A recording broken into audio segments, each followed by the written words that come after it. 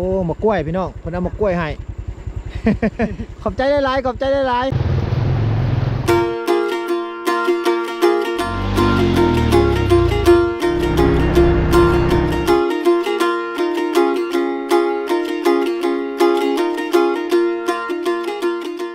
ทักทายสบายดีสวัสดีพ่อแม่พี่น้องเมื่อสุขุสุขคนคือเก่ายินดีต้อนรับทุกคนเข้าสู่ช่องบ่าวโหนดพาเลาะพี่น้อง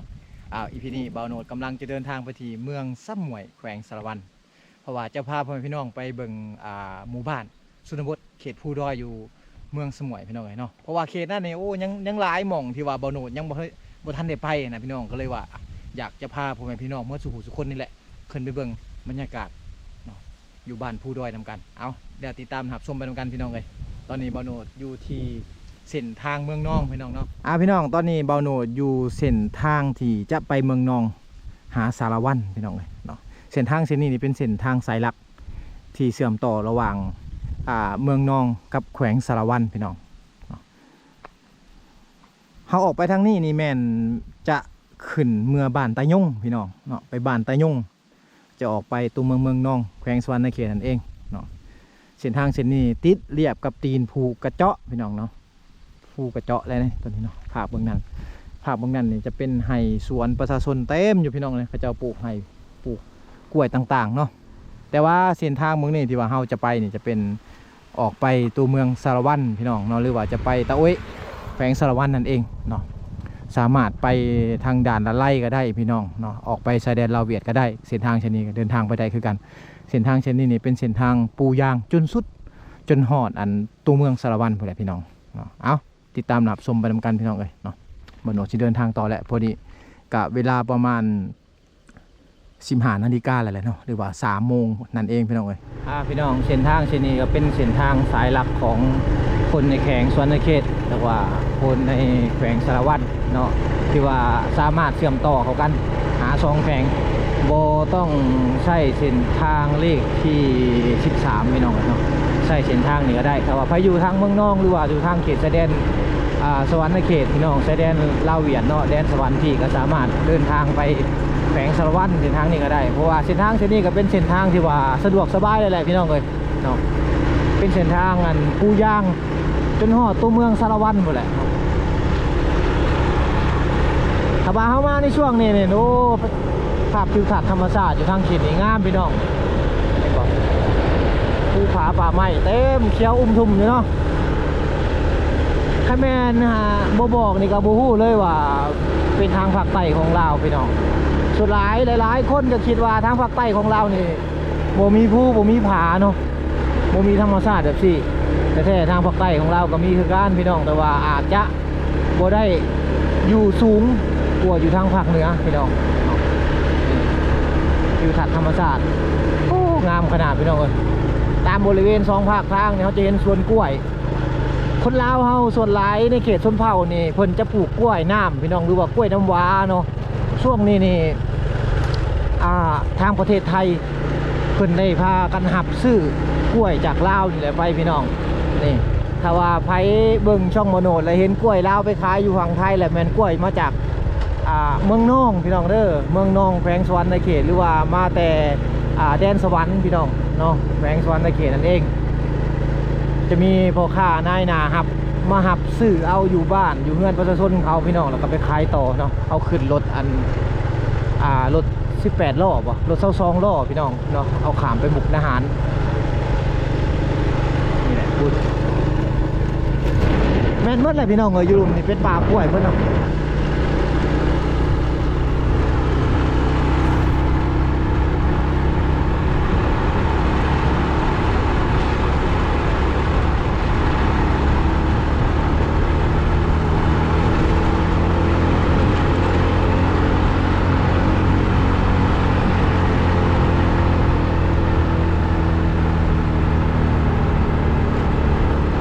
โหนดมาฮอดเมืองสมวยแขวงสารวัตรแล้วพี่น้องเลยเนาะเมืองสมวยแขวงสารวัตรนี่เป็นเมืองหนึ่งที่ว่าอากาศหนาวตลอดปีพี่น้องทั้งว่าทางบ้านบ่าวโหนดนี่เนาะทางตัวเมืองสวรรณเขตนะพี่น้องฮอดได้ทางนั้นแต่ว่าอยู่พี่นี่อากาศหนาวอากาศเย็นพี่น้องเลยเนาะข้างหน้านี่ที่พี่น้องเนี่ยเห็นอยู่จอมภูสูงๆกัน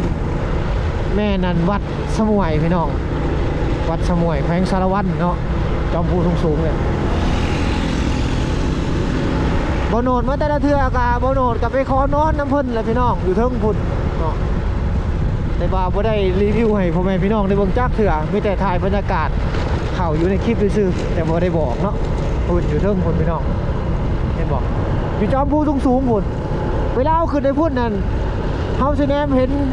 วิวอันน่ะตัวเมืองสมุยเลยแต่ว่ามื้อนี้อาจจะบ่ได้ไปนอนพุ่นพี่น้องบ่โนจะเดินทางกันเข้าไปที่บ้านตะลอยเนาะไปนอนอยู่บ้านน้องชายเพิ่นเพราะว่านัดกันจะออกไปแสดงลาวเวียดนามไปเบิ่งวิถีชีวิตชนเผ่าผู้ด้อยพี่น้องเนาะ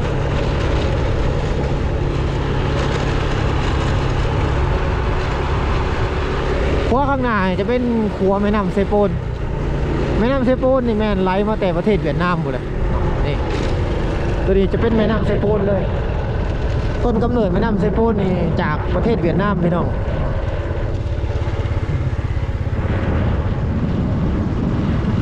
ตัวนี้จะไหลเข้าไปเวียดนามอีกเทื่อหนึ่งนะพี่น้องไหลเข้าไปเวียดนามแล้วจะไหลออกมาทางนั้นทางด่านแดนสวรรค์นั่นนะออกมาทางบ้านดงหันแล้วก็ไหลไปใส่อันบ้านเมืองเซโปนเก่าหันพี่น้องเอาเดินทางกันต่อพี่น้องเลยเส้นทางยังยาวไกลหลายเดี๋ยวนี้ให้น้องชายเพิ่นออกมาถ่าอยู่บ้านตั้งกวนก่อนพี่น้องเพราะว่าเขาที่เข้าไปบ้านตะลอยนี่เขาต้องได้นั่นเขาต้องได้ขี่แพเข้าไปพี่น้องเนาะต้องได้ขี่แพเข้าไป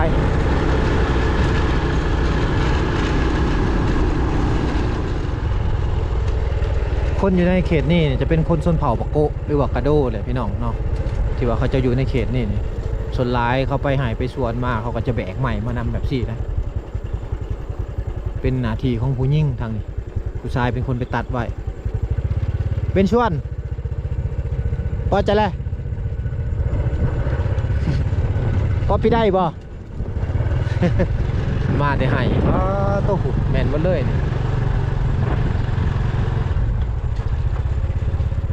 มาแต่ให้เด้อนี่เป็นชวนพอจะแล้ว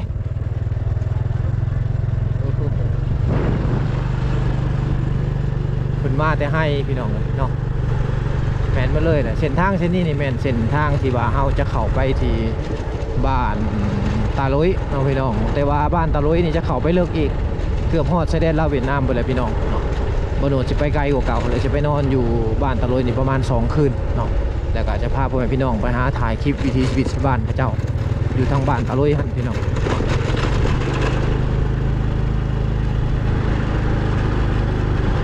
แล้วก็จะพากันขึ้นไปในเขตผู้ด้อยพี่น้อง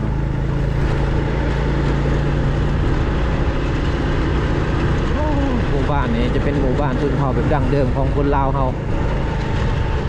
แต่ก่อนเฮือนในเขตนี่จะเป็นเฮือนที่ว่าพระเจ้า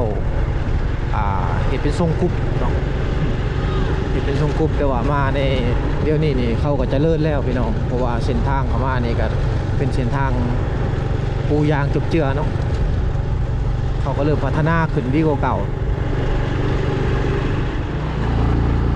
เส้นทางที่วาโนดเขาไปหมู่บ้านแต่ละเถื่อจะเป็นเส้นทางสไตล์แบบนี้พี่น้องเนาะเป็นเส้นทางผู้สูงคดเขี้ยวกันแบบนี้แหละใครแต่ว่าถนนหนทางมันยังปูคอนกรีตเนาะ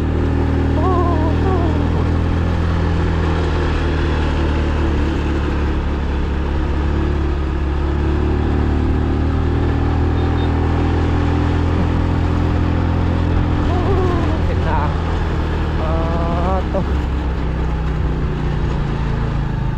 เฮ็ดพิลเลอร์สบายดีโอ้ลินเน็ตวะนี่ร่มน้ำมูนี่นะ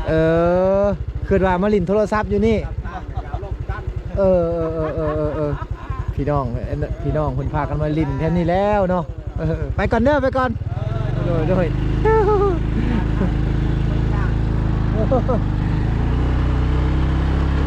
พี่น้องเลยเนาะเส้นทางไปนี่ก็บ่ได้ง่ายได้กว่าสิ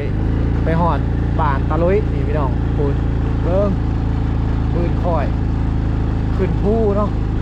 ขึ้นผู้หน่วยนี่บ่โดนครับขึ้นตะลง งไปอีกพี่น้องเลยกว่าจะฮอด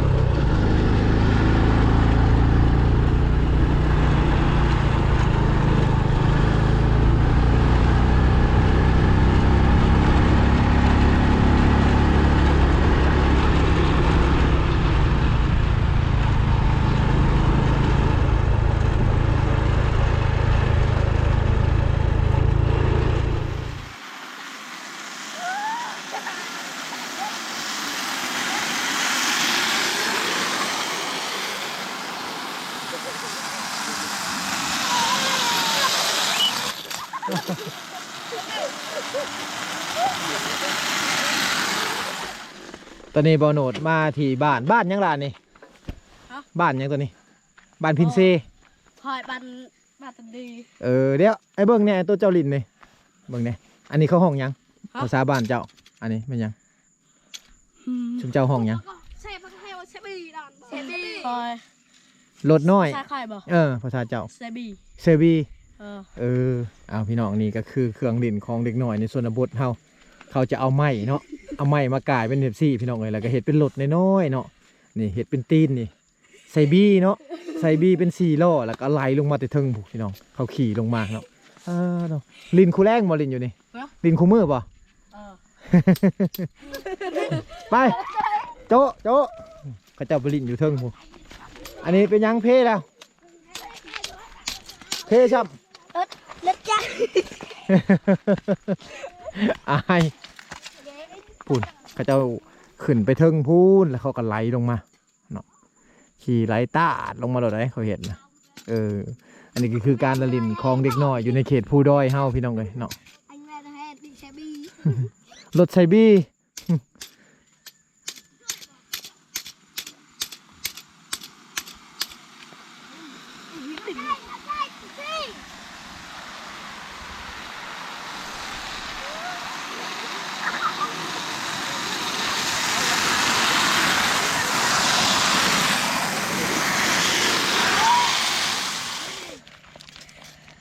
ขับใจเด้อ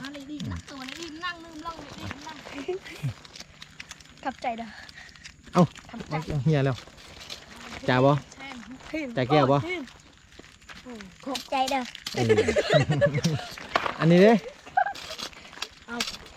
เอา เนี่ยไดขอบใจเด้อไปสิ อายกล่องเอาลินต่ออายไปก่อนเด้อไปบ้าน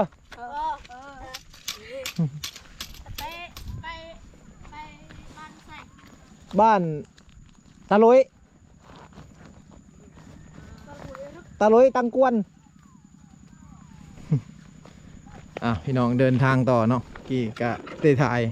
ให้พ่อแม่พี่น้องในเบิ่งเด็กน้อยในเขตชนบทเฮากับการละลินเขากับสิประมาณนี้เนาะ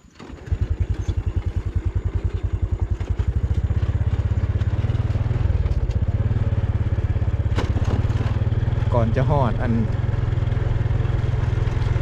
บ้านตะลุยกับพี่น้อง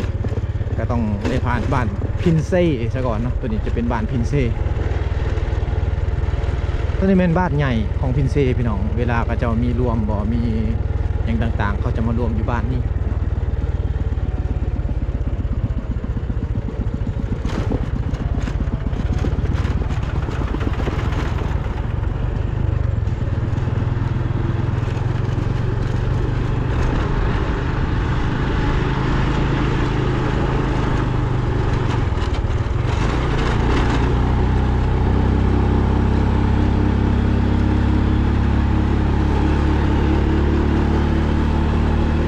เส้นทางที่เขามาแต่ละเทือกก็จะมีประมาณนี้แหละพี่น้องก็ค่อยขับขึ้นไปได้มันมีบางช่วงดีบางช่วงบ่ดีพี่น้องก็มาแต่เปาะพี่ได้เนาะแบกไม่พอพี่น้องผู้หญิงในชนเผ่าชนร้ายนี่เขาจะได้ใส่แรงงานแบบสี่เลยคือว่าเห็นเวียกนักของผู้ชายหลายเท่าพี่น้องเลยใต้ต้นเขาอยู่ในชนเผ่านี่ผัวนี่หายากได้ที่ว่าบางคนที่จะตัดไม้แล้วก็แบกลงมาซอยเมียนี่เนาะหายากพี่น้องบางคนนี่ก็กะซอยอยู่เนาะ แต่ว่าบางคนนี่ก็บ่ซอยเลยบางคนนี่ตัดไว้แล้วก็ให้เมียไปแบกเอาลงมาเนาะแต่ว่าบางคนนี่เขาตัดแล้วเขาก็แบกลงมาซอย เป็นบางครอบครัวเท่านั้นพี่น้องในชนเผ่านี่พี่น้องตอนนี้บ่โนดกะกายบ้านตั้งกวนมาเลยเนาะกายชอดบ้านตึบเหนือเลยแหละพี่น้องเลยแต่ว่าตามถนนหนทางก็ไปในเงินซานเพิ่นจะปลูกตามตีนพูนไปแบบนี้นะครับไปลุกเลิกเติม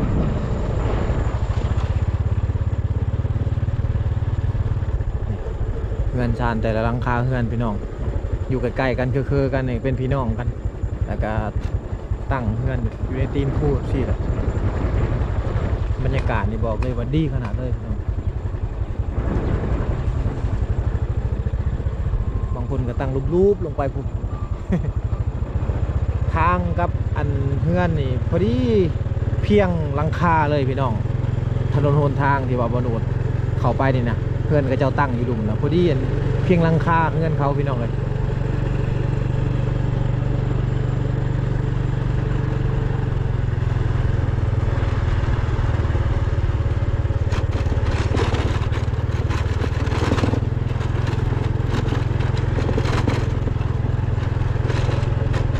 เขากำลังเห็ดไห่ได้ตัวนี้เขาถางปลูกซาลี่พี่น้องโอ้ขึ้นแล้วเนาะซาลี่ก็เจ้าเนาะขึ้นไวดีเว้ยนี่เขาปลูกซาลี่ข้าวโพดไห่ซาลี่ไห่โอ้โหทางนี้ฝนบ่ตกเลยทางนี้ไม่เขากองไว้จังซี่นี่บัดแล้วเขาเอารถจักรมาขนเอาไปดังไฟพี่น้องคนเขตนี่เขาจะบริใส่ถ่านหรือว่าใส่แก๊สหุงต้มเขาจะบริใส่พี่น้องเขาใส่แต่ไม่เป็นด้วนแบบนี้แหละเนาะเอามาได้ให้โอ้ตกติวถัดธรรมศาสตร์เบิ้งพุ่นว้าวมันงามพี่น้องเลย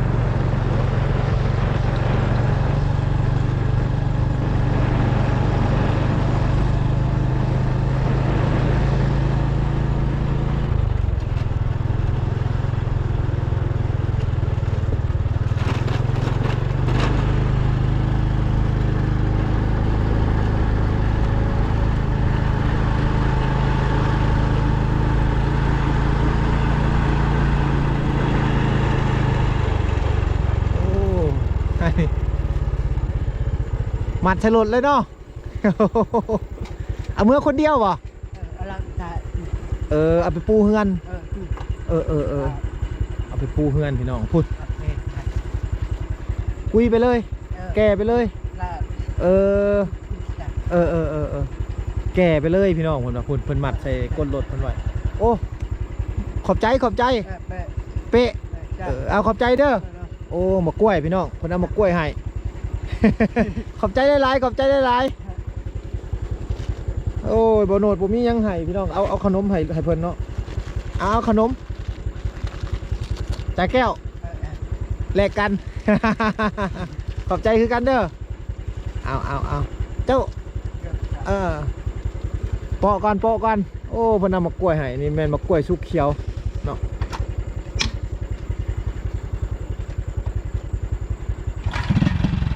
ไปก่อนไปเลยโป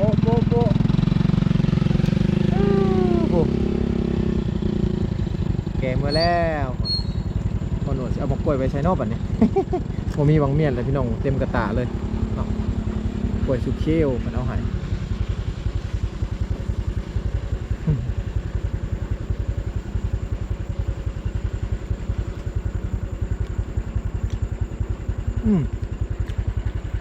แซ่บพี่น้อง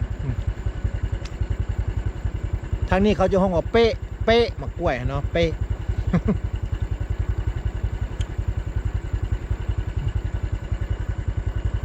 ครับ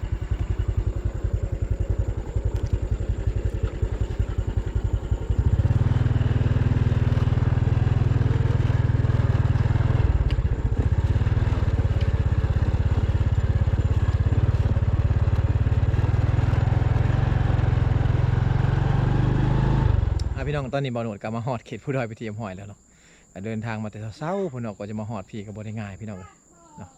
มาฮอดพี่กับประมาณ4 โมงครึ่ง5 โมงพี่น้อง ถือว่าใส่เวลาดนเติบเนาะเส้นทางที่บ่โนดมาเนี่ยจะเป็นเส้นทางที่ว่าเลาะเลียกกับตีนภูมาใครแต่ว่ายังเป็นเส้นทางปูยางเลยพี่น้องเว่าปูยางลาดยางจนมาฮอดหมู่บ้านเพิ่นเนาะมันจะเป็นบางช่วงเท่านั้นที่ว่าเส้นทางที่ยากพี่น้องเอ้ยเอาคลิปนี้ก็เป็นคลิปที่ว่าบ่โนดมีแต่เก็บภาพบรรยากาศตามถนนหนทางให้พ่อแม่พี่น้องได้เบิ่งเนาะอาจจะบ่มีเรื่องราวเป็นอย่างไรก็ต้องขอโทษขออภัยหมดสุขุสุคนที่เข้ามาติดตามรับชมเด้อพี่น้องเนาะเอาอีพีนี้ก็สิมีประมาณนี้พี่น้องที่ว่ามนุษย์เดินทางมาเนาะก็ต้องขอขอบคุณขอบใจหมดทุกคนที่เข้ามาติดตามรับชมบ๊ายบายพ่อแม่พี่น้องเจอกันอีพีหน้า